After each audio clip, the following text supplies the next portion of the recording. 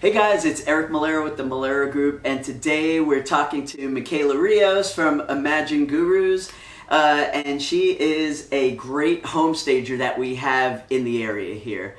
So one of the most important things when I go into listing a home is making sure that it looks absolutely perfect, okay? So that's why we call Mikaela. Okay, so now with that being said, Mikaela, can you give us just a brief description of what you do when you typically go into a home for the first time on a consult with a potential home seller? Absolutely. So if it's an occupied home, they'll be living in there while marketing it. The first step is just me to go and meet with them and explain that the way we live and the way we market are two completely different things. And so I'm not there to critique anything about their home and the way they live. It's more about looking at the house from the eye of the photographer, first of all, and then the eye of the buyer. Because, you know, those online photos, it has to look the best for those online photos in order to get the foot traffic that you want to the house. And that's what's going to get the home sold, you know. Right, absolutely. And that is the key, because before anyone is calling up a realtor to see a home, they're looking online. They're looking at the websites, and they're looking on their phone, and they're going like this. So if you can't capture their eye, that is so key. And I'm glad you said that. What can a seller expect from you as far as advice? Are there certain things, or if you could just expand on that part a little bit? Absolutely. So staging has a lot to do with buyer psychology. So there's certain things that buyers are looking for in the home. And what we're finding nowadays is people are really wanting turnkey. They're wanting to be wowed. Thank you, HGTV and Pinterest. You know, awesome. There's different expectations out there. And so I really kind of feel sorry for buyers sometimes that they have to go through the ringer to do all this. But I explain to them, it's a profit list. It's not a to-do list. I'm going to give you a game plan, basically. And the more closely you follow this staging formula, the better the results are going to be. And so let's just, have your home look its best that it can, because we know that location and price point are things that affect home purchases, and the other thing is condition. And that's something that sellers have control over, because they can improve the condition of their home if they follow the staging advice. And it's just really as simple as that. It's about marketing. I mean, you see burger places and any kind of retail store, they stage their food item or their clothing item, whatever it is, they stage it before they put it on the market in their advertising, because they know what's going to draw people's attention and get them excited about their product. That's right. And another thing that I think sellers don't understand is when a home stager like yourself goes in there, we can actually add value into the home just on the, if it looks in better condition, after, when the home is staged and they go through the checklist and they do everything. We've had homes listed that, just added value to it. So that's another thing that you can obviously do for a seller as well. Absolutely. So there's little changes that you can often make that have a really good return on investment, and the stager will know what those are. So don't waste your money on things that aren't going to get you that good return on investment. Let's do these little things that buyers are wanting, and sometimes it's free. It's just, rearranging furniture, minimizing a little bit. I call it editing. So taking down your collectibles and your personal photos and all of that to make it more of a blank canvas that anybody can envision their life there. Right. Perfect.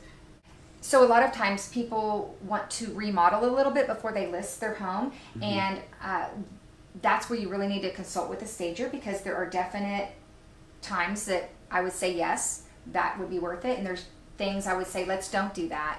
And it's dependent, every house is different. And so really the stager has to get the eyes on the property in order to consult with that kind of thing. But there are definitely things you can do that will make a big impact. Right, absolutely. And that's the thing with ROI, because we know every seller is trying to get as much money as they possibly can for the home. So when a person like Mikaela comes in there and gives them all this advice and say, hey, look, you can do this, maybe add this to your house, or maybe just change this. And that pays, a lot of times, that pays for the staging itself. It absolutely does. I always say that if you invest in staging or preparing your home for the market, it's going to be less than that first price reduction. And that's really important.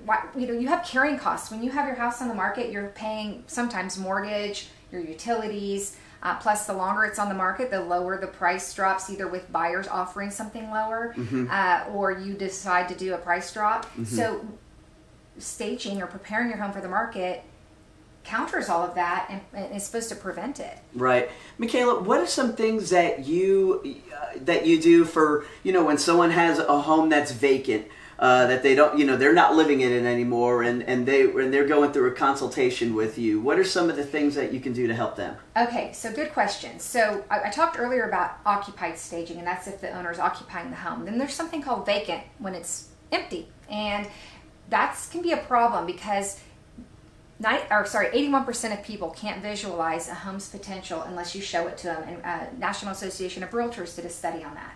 So that means 81% of the population of your buyer demographic comes into the house and they say, well, it's echoey in here. It's, they notice every little objection. Oh, there's stains on the carpet, whatever the case may be. They're using all their senses when they're walking through the house. So they're listening, they're hearing the echo, they're seeing that things are objectionable, and they're smelling it, touching everything. And so as they're going through the house and contemplating all of that, often they don't even stay in very long, and the longer they stay in the house, the more chance you have of selling it. That's right. Research shows that as well. And so what we do with that is it's called a vacant staging preview. And so we'll go in and kind of point out anything that needs to be fixed, kind of like we would in a consultation anyway, maybe paint color suggestions, whatever needs to happen.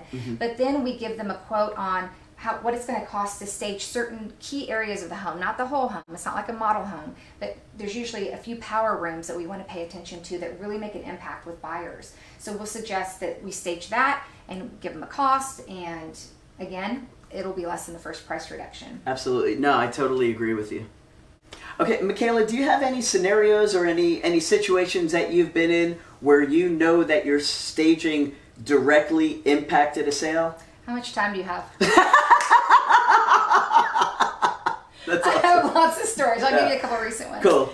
Okay, in New Braunfels, in Vintage Oaks, there was a couple spec homes, and they just weren't getting the interest. They were vacant. Lots of objections about this. Seems off center. This room feels too small. I don't understand what this is about. And so we went in and staged it, and within a month it went under contract. And so it was great story, because all of a sudden all those objections that the buyers had and the things they couldn't visualize, it all made sense to them. Right. And we created this atmosphere, this model home feeling, and they just fell in love. And so that was good. And there was another one recently also in the New Braunfels area that had been on the market for about 6 months, and it was a very taste specific home. I mean, it kind of was in the hill country, but it was one that was more modern. And so you have to have that buyer that wants that modern home. That's right. It also didn't have an oven, because it was supposed to be the forever home of the tenants or the tenants. And the homeowner, but things happen. Life happens. Life happens. Yeah. And so it was on a realtor tour, and it was the least favorite house on this realtor tour. That's kind of when all the realtors go around and view the property and give feedback. Least favorite house on the market. It was on for 6 months, and anyway, they decided to stage it at that point. And it was on the realtor tour again, and there was about 9 homes on it. It was the favorite house, and it also sold. Yeah. Within like a few weeks. Wow. That was another example.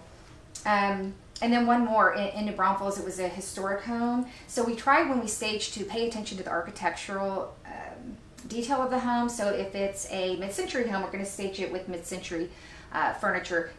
So this one happened to be like a 1920s home, and so we tried to kind of maybe pull in a little transitional, a little traditional, all this staging jargon. But anyway, made it make sense for the home. And It was one that had been on for, again, I think it was 8 or 9 months, and just it was a weird flow because it was one of those older homes, and we staged it, and it went under contract within, I think, a week and a half. Wow. The first contract did fall through, but then it went back like a week later. It went under contract and it sold. And so we love helping. But there was and that's what I was gonna say. But there was way more, people, there was way more interest in that home when it was staged. Absolutely. That's incredible. That's great. So Mikaela, where can people reach you and get in touch with you? So my website is imaginegurus.com, and that's because we're the experts that help people imagine the possibility in their home. And so it's for selling or dwelling, but you'll see a staging information page on there. My phone number also is 774-7373. And all the rest of the information is on the website, so I guess I'll leave it at that. Awesome. Very cool. Well, guys, I know Mikaela just gave us so much great information on home staging and the benefits of it.